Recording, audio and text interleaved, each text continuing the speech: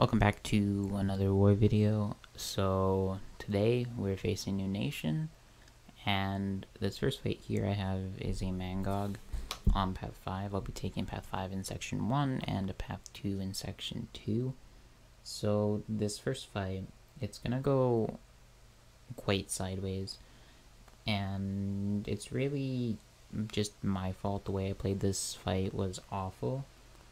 And throughout the war, you can see just like the way I played all my fights was just awful. So first up right here, I forgot that my shock would be shrugged by the protection, so I just went for a heavy and lost my invuln.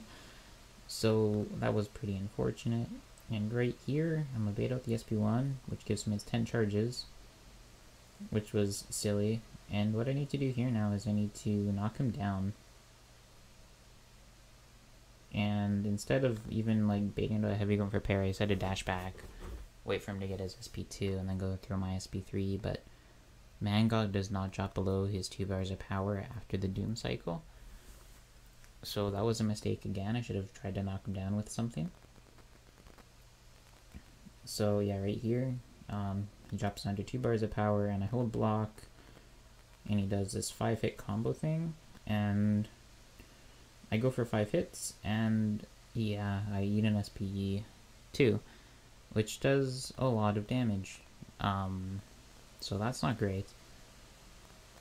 And he's at 50%. So now I need to get this SP3 off with the Fury down. And I also need to make sure if he throws another SP2 that it's not when he has 10 charges, which will be unblockable. So I go for this SP3. And this does a pretty hefty amount of damage. Takes him down about 20%, which is really good. And instead of going for a light, medium SP1, I went for just the regular cycle. And I went and held block, and he threw his heavy, and I resisted it, and I was not expecting it for whatever reason, even though I had aura up. And then I just went to dash in, he threw his SP2, and it was over. If I'd been able to block that, I would have been fine. But I was not able to, so this time, going into this Mangog, I'm playing it much safer.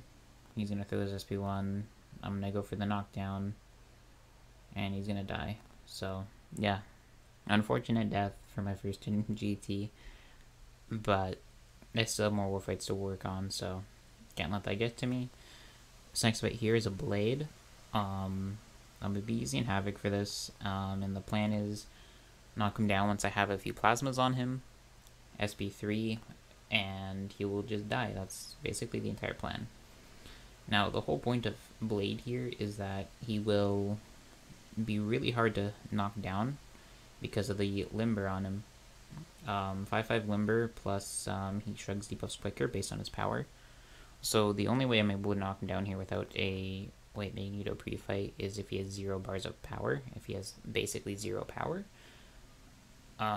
So I'm going to have to get to that point sometime during this fight. So I'm just going to keep baiting these special ones, and I'm going to let myself get 3 plasma debuffs on him, because once I have 3 plasma debuffs on him, that will let me heal block him. And then I'll knock him down, use my special 3, and the fight will be over, because 1 SP3 will end him. So, right here, I messed up a dash back, lost my invulnerability boost. Seems to be my thing this war. So I'm gonna bait one more special one, and then I'm gonna go for the knockdown just before my plasma debuffs take over into detonating. And yeah, this SP3 will kill. One of the best things about Havoc is the SP3 just basically always kills on path 5. So yeah, Blade dies, and we go on to my section 2. So I did these fights about 5:30, 6 o'clock in the morning, I want to say. So I was still a little bit tired. But even so, I've taken fights way more tired before, and I was fine. This Wong fight goes pretty bad. I played it pretty bad on my part, but I was able to solo perfectly fine, just it was closer than I would have liked. So yeah. So what you got to do with Wong is you got to keep his energy low so he doesn't do the detonation damage, and you can do that by a few means, but I end up not doing that. So I'm gonna end up taking some detonation from his Eldritch energy, and yeah, it's just not a great showcase for Wong fight. I'm a beta this SP1, and he is going to get almost to full energy, and then I lose my invulnerability boost just like that. I don't even know what I did there. So yeah, that was bad on my part. I'm gonna throw this SP1. He's gonna get back to 2 bars of power. I'm gonna try and drain him, and he's gonna throw the SP2. I'm just gonna block it, and it's gonna do a hefty amount of damage. And yeah, you can see its energy tick up. He's gonna get 100. It's gonna detonate, and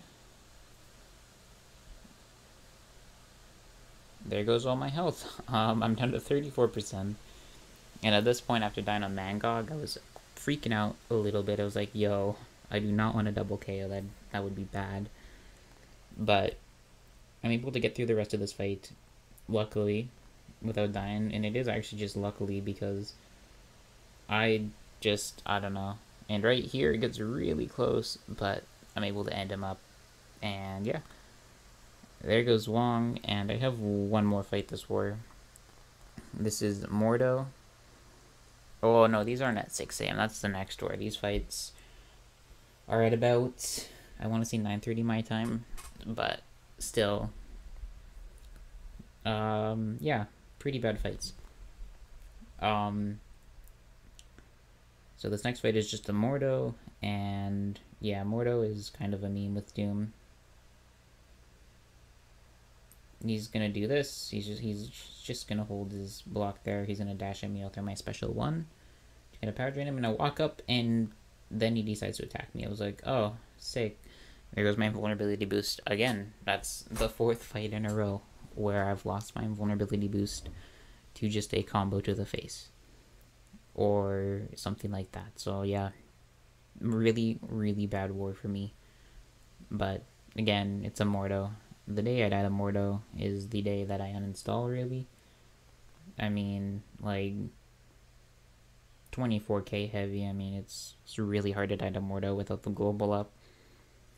And yeah, this Doom SP2 will basically, SP2, this Doom SP3 will basically take care of the Mordo.